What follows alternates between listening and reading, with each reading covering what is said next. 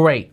Bullish, dude. How to make money? Stocks. Like you're gonna see this quite a bit here. Like Trump does not want this market to go down. He is shoving the adrenaline pin anywhere he can. He'll shove it into Jerome Powell's butthole. Stimulus, adrenaline. Now eventually we're gonna have some side effects of all of this, but for now this is delicious. Not the butthole, the stimulus. All right. Anyway, sorry. Establish Safe Cities Fund. So this is basically a way to reward loyalists to MAGA. So if you're a good Republican mayor, we'll give you money.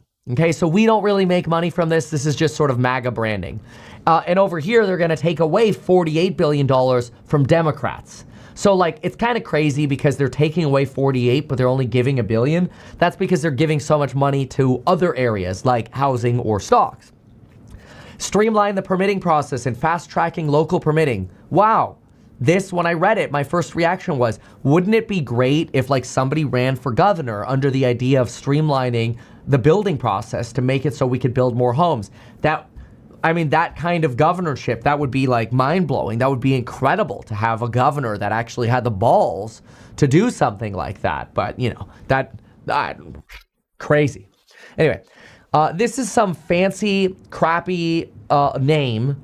The Residential Emergency Asset Accumulation Deferred Taxation Yield Strategy. Basically another tax-free account where you could fund money for, it says, home mitigation and disaster recoveries. My opinion is, I think this is going to have such a broad definition that you're basically going to be able to finance your home renovations tax-free by, you know, saying, hey guys, I need to remodel this kitchen to minimize the risk that my house floods, or, you know, that a fire burns my house down. We're going to put in fire sprinklers. And if we're going to do that, we're going to have to tear down the kitchen and the bathrooms. And it's basically a tax-free way to renovate properties. It's insane. It's really bullish real estate and construction. So how do you make money on this over here? Okay, this is construction and real estate. Really bullish on that. I like that. Now, then we have over here, repeal the federal death tax. So this is currently called the estate tax. And so what a lot of people do is they put money into irrevocable trusts and they try to let money grow tax-free over there because they're worried about the estate tax robbing money from their children. Actually, in yesterday's Daily Wealth, if you haven't gotten that yet, you could download the Meet Kevin app. We just updated it.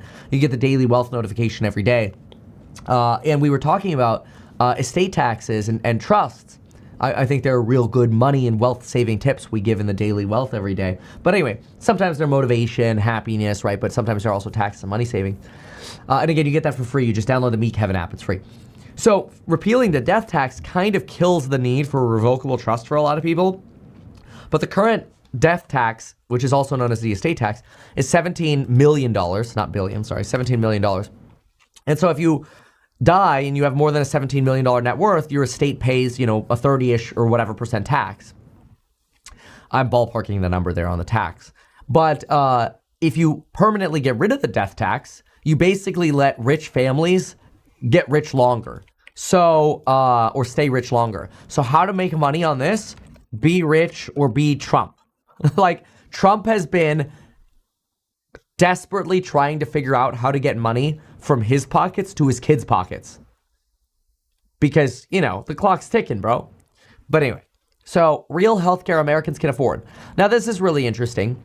Establish a parallel option for individuals to buy comprehensive health insurance coverage with lower premiums in a separate marketplace. Okay, to me, this sounds like a straight up copy of the 2010 Obamacare government option that ended up getting rejected. So basically, the government gives you an option for a plan that's cheaper and a direct competitor to some of these other companies. Anyway, reform the ACA subsidies. This is to give you vouchers instead of just reducing the cost of your insurance. You get money to pay for your insurance. Fine. Cash prices for medical care and disclosing out-of-network costs. I think this is brilliant. I don't think this is a thing where, like, you go make money on it. But, like, who's tired of seeing the hospital bills? You know, when my daughter almost died, summer, we had a $1.5 million hospital bill.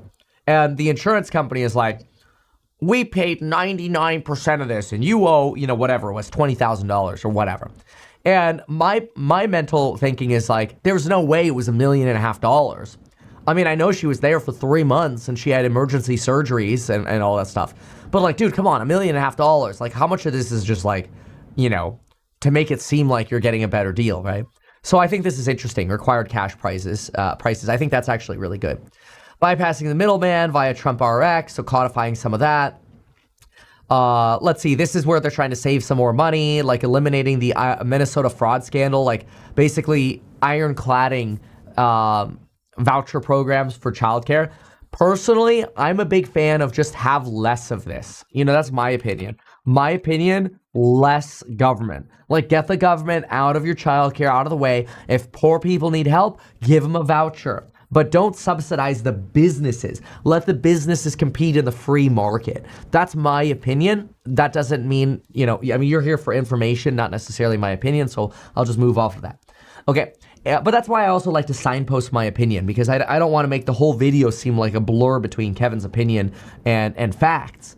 So I like to try to signpost that. Prohibit foreign nationals from receiving foreign welfare benefits. Yeah, immigrants aren't going to like this. Like, if you have a green card, or you don't have a green card and you're just like on a visa or whatever, it's going to be a lot harder for you to send money abroad. Like, there'll be taxation against that. There'll be limits to your ability to get on benefit programs like Medicaid or SNAP.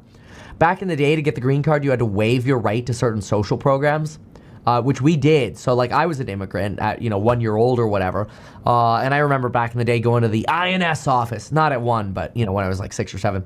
But that used to be called, what was it? The Internal Naturalization Services or some bull crap like that, but whatever. Back in the days of the INS, that was before, Department of Homeland Security came around after the 9/11 attacks. That's when you got TSA as well. But anyway, then they're looking at expanding the language for the working families tax credit. This is where I was just basically what I was saying. Making you ineligible for Medicaid, SNAP, housing assistance, and other forms of benefits if you're not a citizen. So, it's a boost if you're a citizen.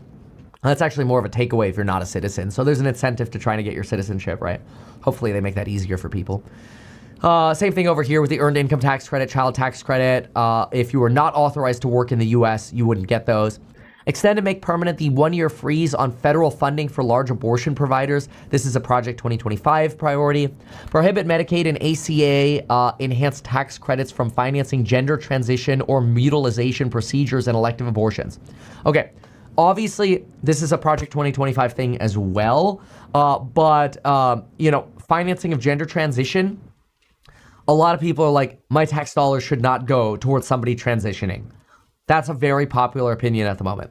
Obviously, some abortions are medically necessary, so I do like that they've clarified here elective abortions. And then I personally, my opinion, I really love this line 26.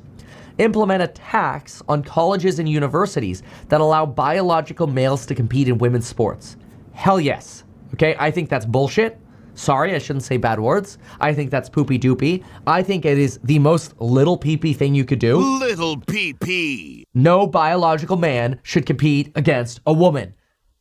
Sorry, I have 4 daughters, so hell yes. And if one of my 3 boys wanted to compete against girls, I'd punch him in the face. Sorry. Okay. Moving on. Codifying President Trump's executive orders focused on deregulation and affordability. Okay, this is basically just to try to make the whole bill align with the Byrd Rule, which has to do with reconciliation, right? And this is just an idea, right? Okay, so impose a series of royalty-free. Okay, so they're trying to limit lawsuits on like frivolous lawsuits. There are a couple provisions here on limiting lawsuits for frivolous stuff. Or frivolous lawsuits from states against the EPA. This doesn't really affect us. I wouldn't really worry about this. Like, if you're personally worried about getting sued, it's really hard to prove that a lawsuit is frivolous anyway, so it's not going to make much of a difference. Dramatically reduce the Bureau of Land Management permitting processes. How to make money on this? Honestly, probably look at, like, keep an eye on MP material. A lot of the selling pressure might be done now. I said at 100, like at $80, I'm like, these guys are going to go to 100. When they were at 100 in my alpha report, I'm like, they are going to plummet. Okay. They plummeted over 50%.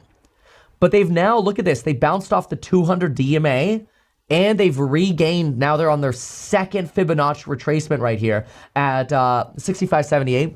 So, keep an eye on this. Remember, the government has a stake in this. Okay. So then, end the taxation of inflation, ensuring that when Americans sell a home. Oh my God. Sorry, I shouldn't use the Lord's name. Oh my gosh. This is freaking money. Money, honey, in your bag pockets. Holy smokes. Let me read this to you, but this is literally stimulus for rich people. It's how to make money on this. Own stuff. Okay, literally. Listen to this. End the taxation of inflation, ensuring that when Americans sell a home, farm, small business, or other assets, like stocks, the taxes they pay on the sale are not influenced by how inflation has artificially altered the value of their investment.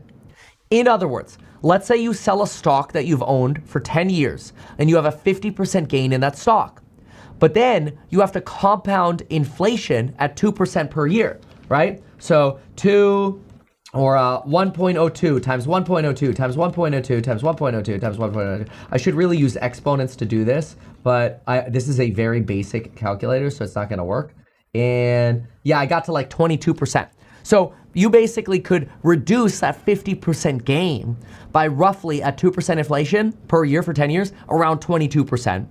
And if inflation's a little bit more, then potentially up to maybe even 30% or more, right? Or if we have another Bidenomics, inflation, which, Trump had some doing in that as well. We can't just only blame Biden for the inflation. But anyway, so if we have another inflationary spell, you could basically say all that money you're making in stocks is tax-free to the tune of whatever the compounded rate of inflation was. This actually incentivizes buy and hold and owning stuff. Again, this applies to real estate as well. So incentivizes buy and hold, but I want you to think about this for a moment. Like, think about housing for a moment, what we've heard here. No taxes if you sell to tenant or adjust off inflation. The value of owning real estate explodes with this. Also stocks, right? But this is great. That's crazy. Especially since we know the Fed is going to keep inflation at 2%, even if we go into a disinflationary cycle. Refill the Venezuelan oil, refill the strategic oil reserve with Venezuelan oil. Then establish okay, here we go. This was another big W right here. Ready for this?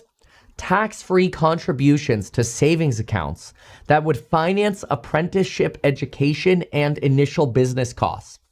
This is a new tax credit to allow businesses to onboard additional apprentices.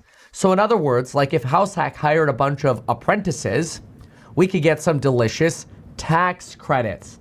Or you want to start a new business? Tax credits. You want to go learn how to be an electrician? Tax credits. Yes. If only there was a governor who, or somebody who ran for governor under the idea of incentivizing apprenticeships, with some kind of crazy plan. I don't know. Maybe you could call it something like future schools or something like that. I don't know. Maybe there could be a governor who could do that. I don't know. Maybe. But it's a great idea. So anyway, reauthorize the work opportunity tax credit. This is basically for hiring people of certain demographics. So if you hire people who are on supplemental income, SNAP, TANF, you are an ex-felon, so this is like second chance stuff, qualified summer youth employees, and long-term family assistance, sounds like nanny credits right there, I'll take those, or unemployment recipients. So if you've been on unemployment and you hire somebody off of unemployment, which could be like basically anybody, the business could get tax credits. Which, how do you make money from that? If you lose your job, if this passes, make sure you go on unemployment because you actually become cheaper for the business to hire if you're on unemployment. That's kind of crazy. Like if you're like, no, I'm embarrassed, I don't want to take unemployment, you actually get punished. That's crazy, dude. That's crazy. That's crazy. Yeah, so, okay, you get the idea here. This is a proposal. It's not passed. But if they do this MAGA 2.0 plan, this is literally stimulus for rich people. This is stimulus for stocks.